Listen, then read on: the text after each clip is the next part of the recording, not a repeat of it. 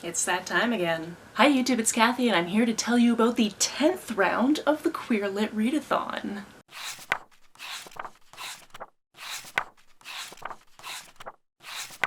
If you're not already aware, the Queer Lit Readathon is a readathon that was started by myself and my friend Rogan from Rogan Shannon, and this is a readathon that we do 2 major rounds every year, and then we also do a couple of sneaky weekend rounds as well. We do this to encourage people to read queer all year. The 10th round of the Queer Lit Readathon is coming up December 4th through 10th. That is a Sunday through a Saturday, because that's how I wrap up my reading weeks. This video is not only here to remind you to mark your calendars, but I'm also going to tell you all the things you need to know about this round. First, the hosts. I already mentioned one of them, that is Rogan. Rogan and I have co-hosted every single round. However, since the second round, we've actually always had a guest host as well. Somebody who comes in, helps us decide what the prompts are going to be, and is generally just a lovely human that we can collaborate with. The fun thing about mentioning the second round and the first time we ever had a guest host is that guest host is back, and that guest host is Audrey from Perpetual Pages.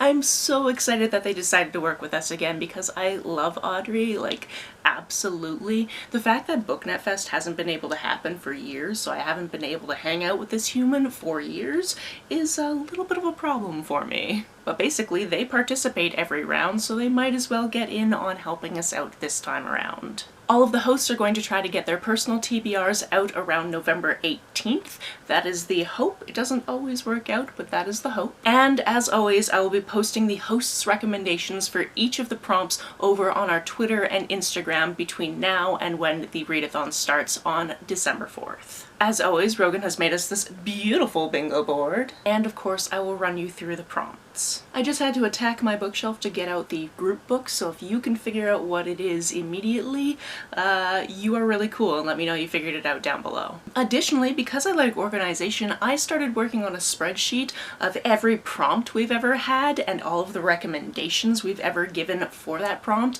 including what people have recommended in the comments of those posts. So that is going to be listed down below. If you ever want to add anything to any of those prompts, please just leave me a comment and I will add it to the spreadsheet as soon as I possibly can. I'll also remind you that the social media on Twitter and Instagram for this readathon is @queer_lit, and the hashtag is #queerlitread. Please use Campbell Case. It makes it so much easier for everyone to read the hashtag. Alright, let's get into the prompts. Some of them are self-explanatory and some I will explain along the way. The first prompt is trans femme, so you're looking for a book with a trans femme character. The second prompt, as always, is our group read, and this is actually a book that each of the hosts has read at least twice, but we love it so much that we want to make sure that more people read it, and we would love to talk to you about it. That book is In Other Lands by Sarah Rees Brennan. This has a shiny cover, so I have no idea if you can see this. This is a book that heavily makes fun of portal fantasies and is a book that also has a very snarky bisexual main character, and it's just something I absolutely love, and I'm looking forward to reading it again. And of course, yes, mermaids. Because if you got through this entire book and there wasn't a mermaid, wouldn't you be mad? I believe the last time I read this is when I did a read-along for this for one of my birthdays. I cannot remember which one. And then I had Mel from Mel to the Any on as a live stream guest, and we just talked about it for, I feel like, 3 or 4 hours. So I'm looking forward to revisiting this one. Our third prompt is satire or comedy, and again, we'd like to make these pretty open, so if you think it counts as satire or you think it counts as comedy, it does. For example, something that's a rom-com, romantic comedy, totally counts. Also, if you just want to skip this prompt altogether, this would definitely count as a satire or comedy. The fourth prompt, as always, is choose your own category. Figure out a category that you really want to fulfill with something that is on your reading list, and then let us know what it is in your TBR. Our fifth prompt is spooky queers. This is one that Audrey came up with, and I think that if you're familiar with Audrey, you might be able to know exactly which book they'd recommend for this prompt. This one, again, is obviously very much open to interpretation. It can be queers that are witches or into the occult or tarot, or it's actually a horror book. It's totally up to you to figure out exactly how much of the spook factor you want in your spooky queers book. Next we have beyond LGBT, so we're looking for all the letters at the end of that, so QIAP2+. We're looking for intersex or ace or pan or two-spirit or other sexualities that don't get talked about or represented as much as LGB and T. Our 7th prompt is something that is indie published, so either it's published completely independently or from a small press. Our 8th prompt is a 5-star prediction, something you think that you are going to give 5 stars, and now is the time to finally read it. Again, we are not the prompt police. Whatever you think is going to fall into this category, do that. Our 9th prompt is queer joy. For queer joy, you're really looking for characters who are expressing their joy and the fact that they're queer at the same time. Prompt number 10 is not a novel, so you can go for something that is a short story, or it's a comic, or a web comic, or it's poetry, something that's just not in the form of novel, so a memoir, a nonfiction book. So many examples of things that are not specifically novels. I'm sure you can figure out something that works for you. Prompt number 11 is a little bit of a cheeky one, and that's catch up. And this is here because I'm sure there are lots of us that have personal challenges that we haven't quite met in the year yet. For example, does everyone remember the 12 challenge? Have you read all of the books that you said you were going to read for the 12 challenge? No? One of them is a queer one? You should probably read it for this challenge. This could also do with any other type of TBR you have, whether it be a seasonal TBR, something you are reading for this month. As long as it's queer and it's something that you've been meaning to read, it fits. Number 12 is intersectional, so queer and another marginalized identity, at least one other marginalized identity. So for example, queer and a person of color, or queer and disabled, or both of those things at the same time as being queer, because people at the center of more than one identity do exist and need that representation. Prompt 13 is another new one for us, and that's genre mashup. So for this we're looking for things like your science fantasies, your comedy horrors, basically two genres that don't usually get put together being put together. And I'm very excited for this one because I want to know what everyone's going to read for it, because I love knowing these books that sit at the intersection of two different genres. Prompt number 14 is time travel. Now this one can either be a book that literally has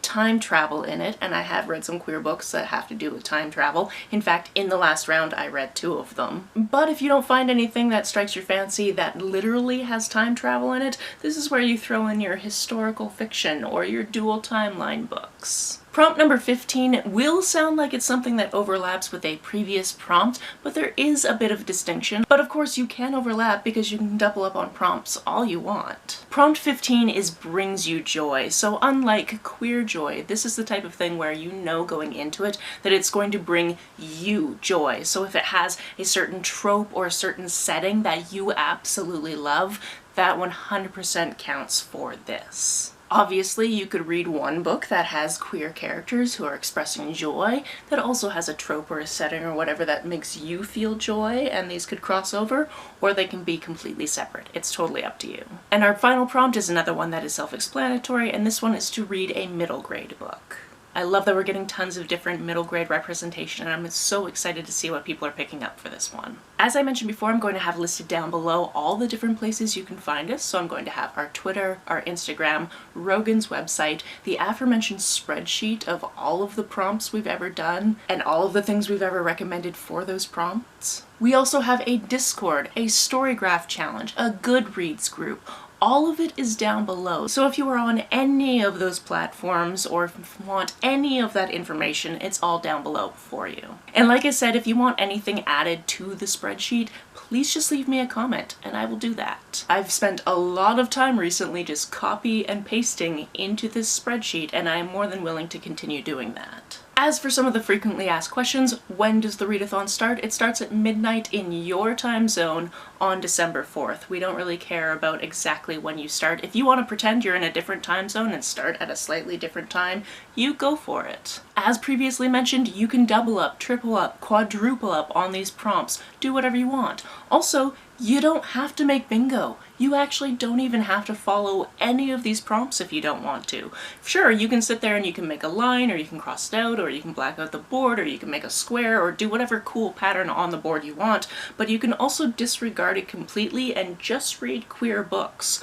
That's all we want you to do. Just read queer books. I would also like to mention, as always, that if you have the ability to caption your videos, please do that. With the exception of a handful of really, really old videos on my channel, and we're talking about almost 1,000 videos ago, all of my videos are captioned because we need that accessibility. We need that accessibility for people like, example, my co-host Rogan, who is deaf and would not be able to watch my videos without captioning. Also, sometimes my diction is not the clearest, so if you toss on the captions, you can tell what I'm going on about. I do understand that not everybody is able to caption, but if you are able, please do so. And as a handy tip, if you use Premiere to make your videos, there's actually a feature in Premiere to do it now. Google how to do it because I'm not technologically advanced enough to remember how to tell you to do it, but it's way faster than waiting for the auto captions to populate in YouTube. You still have to correct them, but it is way faster than waiting for auto captions. The links for my co-hosts will be down below, so if I missed anything, hopefully they remembered to talk about it. Also down below I've linked a couple of my playlists that you might find really helpful. One of them is my A to Z of Queer Lit playlist, where I've done the A to Z challenge 11 times at this point.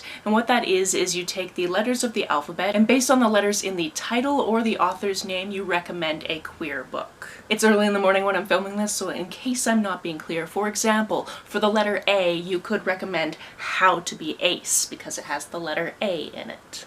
And I do recommend this. This is a very cute little graphic memoir, and it's on one of those lists. The other playlist that I've linked down below is my playlist of all of the different Queer Lit Readathon related videos I've ever done. So all of my announcements, all of my TBRs, and all of my reading vlogs. That is down below. If you're excited or you have any questions, please let me know about it down in the comments below. On the way down to the comments, if you hit that subscribe button, that would be very nice of you. If you don't feel like leaving a comment but want to make sure that I know you were here, just leave me an emoji or a smiley face if you happen to be on your keyboard. Some people have asked if there's a way to financially support this channel, so I set up a Ko-fi account, which is a digital tipping service. The link for that, as always, is down below. You can like and share this as you see fit, and please share it far and wide, because YouTube doesn't really like the fact that I put the word queer in my video titles. And I will see you very soon. Bye!